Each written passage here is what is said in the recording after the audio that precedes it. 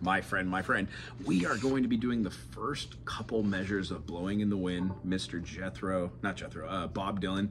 And we're gonna be playing in the key of G, G major, A minor, B minor, C major, D major, or in this case a D7, E minor, and then an F sharp diminish, F sharp diminish, and then back to G. So for this song, all we need is the G, the C, the D, or the D7 rather, and the E minor. The feeling we have is a pickup, so we have 1 and 2 and 3 and 4 and. Open 2, open 1, hammer on the 1 to 3 for 1 and, downward pluck for 2 and to the open E, and then 3, 4. When we do our C major, make the chord and hammer on the 2. Downward pluck, open G, 2, 2, and then open pluck with an 8th note, and then to the A note, 2nd fret on the G.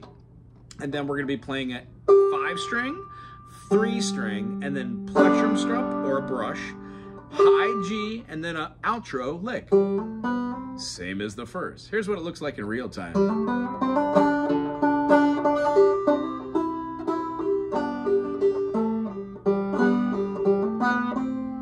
And then it goes into the next part. Up to the 3, plectrum strum, high G, open G, open D, open B, and then play the D note.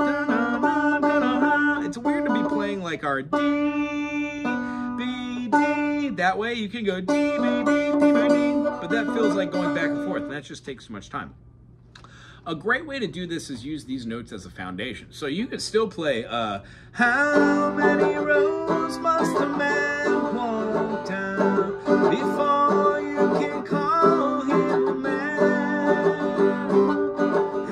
How many seas must the white dove sail before she sleeps? D7 in the sand. Yes, and how many times must the cannonballs fly before they ever are banned? Oh, the answer, my friend, is blowing in the wind. The answer is blowing in the wind. So those are just rhythmically playing more like a plectrum style claw hammer rather than playing like a bluegrass style where we're using rolls. What we're going to influence here is just a couple different standards. That is something we're going to do. So a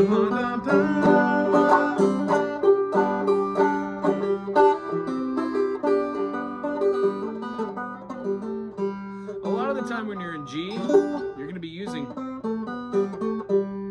these notes that are part of it. Kind of cool, huh? So the feeling of this is definitely G major, C major, G major, C major, G major, C major, D7. Pretty cool. The individual notes we're going to be doing for this first explanation, I'm going to keep this underneath 5 minutes because I'm going to be doing this, breaking this up into parts with one of my students. I'm just going to play through the licks that are written in the page. And remember, these are just foundations to get flowing. 1, 2, 1, 2. So we have 1 and 2 and 3 and 4 and 1 and 2 and 3 and 4 and 1 and 2 and 3 and 4, 1 and 2 and 3 and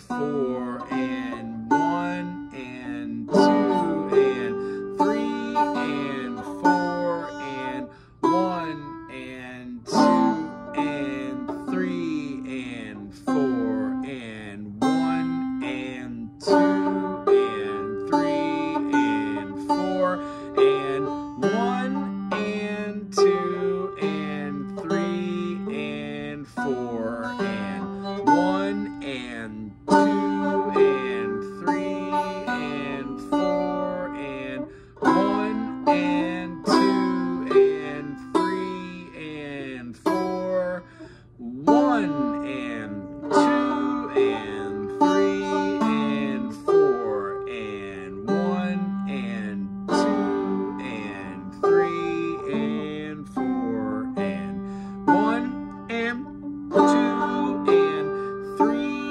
and 4 and 1 and 2 and 3 and 4 and 1 and 2 and 3 and 4 and 1 and 2 and 3 and 4 and 1 and 2 and 3 and 4 and 1 and 2 and 3 and 4 and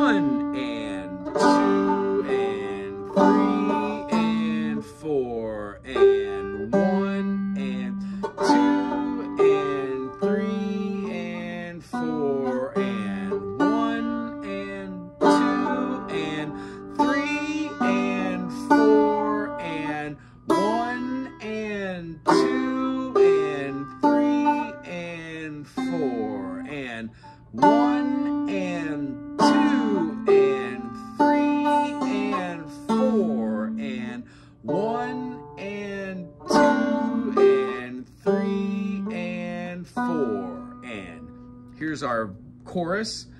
1, 2 and 3 and 4 and 1 and 2 and 3 and 4 and 1 and 2 and 3 and 4 and 1 and 2 and 3 and 4 and 1 and 2 and 3 and 4 and 1 and 2 and 3 and 4 and 1 and 2 and 3 and 4 and 1 and 2 and 3 and 4 and that takes us up to the end of the measure with a double beam. It's not totally solid black, however it is double barred, which means that's the end of the section. We're gonna take that all the way back, and then we're gonna, not all the way back, but we're gonna do the interlude, and we're gonna do the C major, the D major, the G major, E minor, C major, D7, back to G. You can give it your own swing, or you can do what's written in the book.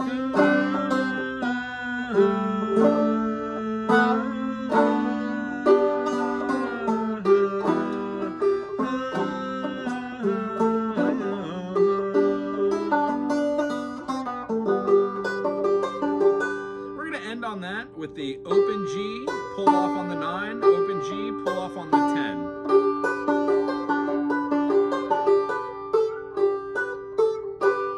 Fun. Look forward to part 2 of Blowin' in the Wind for the Banjo. Aloha.